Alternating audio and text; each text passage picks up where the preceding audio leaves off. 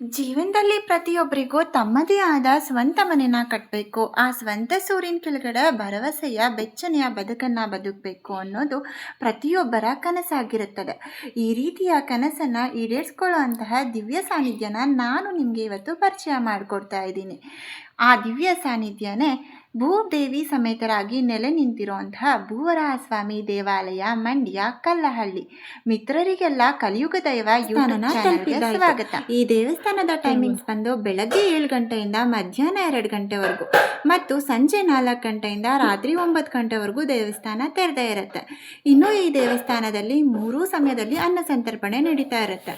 ಬೆಳಗ್ಗೆ 10 ಗಂಟೆಯಿಂದ 11:30ವರೆಗೂ ಮತ್ತು ಮಧ್ಯಾಹ್ನ 11:30ರಿಂದ 2 ಗಂಟೆವರೆಗೂ ಮತ್ತು ಸಂಜೆ ಕೂಡ ಇಲ್ಲಿ ಅನ್ನ ಸಂತರ್ಪಣೆ ನಡೀತಾ ಇರುತ್ತೆ. ಮೃತ್ತಿಕಾ ಪೂಜೆ ಮತ್ತು ಇಟ್ಟಿಗೆ ಪೂಜೆ ವಿಶೇಷವಾಗಿ ನೆರವೇರುತ್ತೆ. ದೇವಸ್ಥಾನದಲ್ಲಿ ಬೆಳಗ್ಗೆ 10 ಗಂಟೆಯಿಂದ ಮೃತ್ತಿಕಾ ಮತ್ತು ಇಟ್ಟಿಗೆ ಪೂಜೆನ ಮಾಡಲಾಗುತ್ತೆ. ಮೃತ್ತಿಕಾ ಪೂಜೆ ಮತ್ತು ಇಟ್ಟಿಗೆ ಪೂಜೆಗೆ ದೇವಸ್ಥಾನದಲ್ಲಿ 200 ರೂಪೀಸ್ ಚಾರ್ಜ್ ಮಾಡ್ತಾರೆ. ಬೆಳಗ್ಗೆ ಪುರೋಹಿತರು ಬಂದಂಥ ಭಕ್ತರಿಗೆ ಸಾಮೂಹಿಕವಾಗಿ ಈ ಪೂಜೆನ ನೆರವೇರಿಸಿ ಕೊಡ್ತಾರೆ ಅಂತ ಆಸೆ ಇರೋರು ಇಲ್ಲಿ ಇಟ್ಟಿಗೆಯನ್ನು ಖರೀದಿಸಿ ದೇವಸ್ಥಾನದಲ್ಲಿ ಪುರೋಹಿತರ ಹತ್ರ ಸಂಕಲ್ಪ ಮಾಡಿಸಿ ಆ ಇಟ್ಟಿಗೆಯನ್ನು ದೇವಸ್ಥಾನದ ಸುತ್ತ 11 ಬಾರಿ ಪ್ರದಕ್ಷಿಣೆ ಬಂದು ಆ ಇಟ್ಟಿಗೆಯಲ್ಲಿ ಒಂದು ಇಟ್ಟಿಗೆಯನ್ನು ದೇವಸ್ಥಾನದ ಮುಂಭಾಗದಲ್ಲಿಟ್ಟು ಅದರ ಮೇಲೆ ಕಲ್ಲುಗಳನ್ನು ಇಟ್ಟು ಜೋಡಿಸಿ ಭಗವಂತನಲ್ಲಿ ಪ್ರಾರ್ಥನೆ ಮಾಡ್ಕೋಬೇಕು.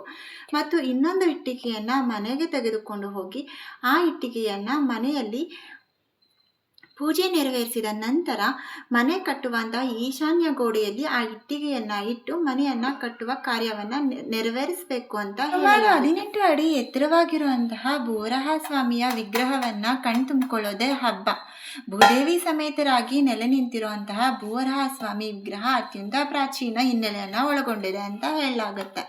ಹಿಂದೆ ಋಷಿಮುನಿಗಳಿಂದ ಸ್ಥಾಪಿಸಲ್ಪಟ್ಟು ಪೂಜಿಸಲ್ಪಟ್ಟ ಈ ವಿಗ್ರಹ ಕಾಲಾನಂತರದಲ್ಲಿ ಪೂಜೆಗಳಿಲ್ಲದೆ ಭೂಮಿಯಲ್ಲಿ ಅಡಗೋಗಿರುತ್ತೆ. ಅದಾದ ನಂತರ ಹೊಯ್ಸಳರ ಅರಸ ವೀರಬಲ್ಲಾಳ ಒಮ್ಮೆ ಕಾಡಿಗೆ ಬೇಟೆಗೆ ಅಂತ ಬಂದಾಗ ಅಲ್ಲಿ ದಾರಿ ತಪ್ಪಿಸ್ಕೊಂಡಂತಹ ರಾಜ ಸುಸ್ತಾಗಿ ಮರದ ಕೆಳಗಡೆ ವಿಶ್ರಾಂತಿ ಪಡಿತಿರ್ಬೇಕಾದ್ರೆ ಒಂದು ವಿಚಿತ್ರವಾದ ಸನ್ನಿವೇಶನ ನೋಡ್ತಾನೆ. ಆ ವಿಚಿತ್ರವಾದ ಸನ್ನಿವೇಶವೇ ನಾಯೊಂದು ಮೊಲವನ್ನು ಅಟ್ಟಿಸಿಕೊಂಡು ಹೋಗ್ತಾ ಇರುತ್ತೆ. ತುಂಬ ದೂರ ಓಡಿದ ಮೊಲ ಒಂದು ನಿರ್ದಿಷ್ಟ ಸ್ಥಳದಿಂದ ಹಿಂತಿರುಗಿ ನಾಯಿಯನ್ನೇ ಹಿಂಬಾಲಿಸಿಕೊಂಡು ಬರುತ್ತೆ. ಈ ಸನ್ನಿವೇಶವನ್ನು ಕಂಡ ರಾಜ ಇಲ್ಲಿ ಯಾವುದೋ ವಿಶೇಷವಿದೆ ಎಂದು ಭೂಮಿಯನ್ನು ಅಗ್ಗಿಸಿ ನೋಡಿದಾಗ ಅಲ್ಲಿ ಸಿಕ್ಕಂತಹ ವಿಗ್ರಹವೇ ಭೂವರಾಹ ಸ್ವಾಮಿ ವಿಗ್ರಹವಾಗಿರುತ್ತೆ. ಮತ್ತು ಈ ವಿಗ್ರಹ ಸಿಕ್ಕಿದ ನಂತರ ರಾಜ ಇಲ್ಲಿ ಈ ದೇವಸ್ಥಾನವನ್ನು ಪುನರ್ನಿರ್ಮಾಣ ಈ ದೇವಸ್ಥಾನದಲ್ಲಿ ವಿಗ್ರಹವನ್ನು ಯಾವುದೇ ಸಮಸ್ಯೆಗಳನ್ನ ಬಗೆಹರಿಸಿಕೊಳ್ಳೋಕ್ಕೋಸ್ಕರ ಮೃತ್ತಿಕಾ ಪೂಜೆ ಕೂಡ ನೆರವೇರಿಸ್ತಾರೆ.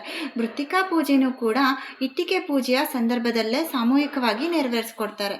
ಪುರೋಹಿತರು ಸಂಕಲ್ಪ ಮಾಡಿ ಪೂಜೆ ಮಾಡಿಸಿದಂತಹ ಮೃತ್ತಿಕೆಯನ್ನು ಮನೆಗೆ ತೆಗೆದುಕೊಂಡು ಹೋಗಿ ಒಂದು ಅರಿಶಿಣದ ಬಟ್ಟೆ, ಬಿಳಿಯ ಬಟ್ಟೆಯನ್ನು ಅರಿಶಿಣದ ಬಟ್ಟೆಯನ್ನು ಆಗಿ ಮಾಡಿ ದೇವರ ಮುಂದೆ ಇಟ್ಟು ಪೂಜೆ ಮಾಡಬೇಕಾಗತ್ತೆ.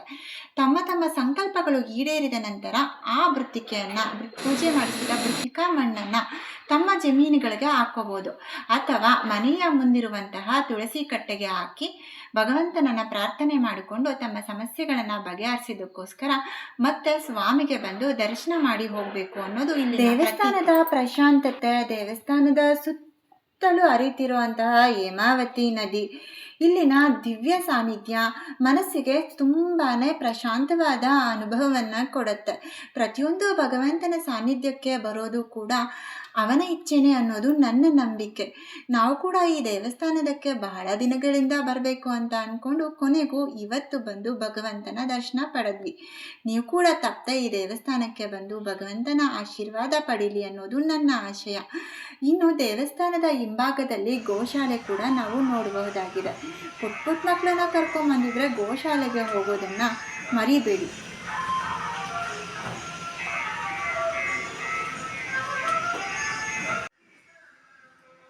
ವಿಡಿಯೋ ನೋಡಿದ ಪ್ರತಿಯೊಬ್ಬರಿಗೂ ನಾನು ಕೊಟ್ಟ ಮಾಹಿತಿ ಇಷ್ಟ ಆಗಿದೆ ಅಂತ ಭಾವಿಸ್ತಾ ಈ ವಿಡಿಯೋನ ಇಲ್ಲೇ ಮುಗಿಸ್ತಾ ಇದ್ದೀನಿ. ನಮಸ್ಕಾರ.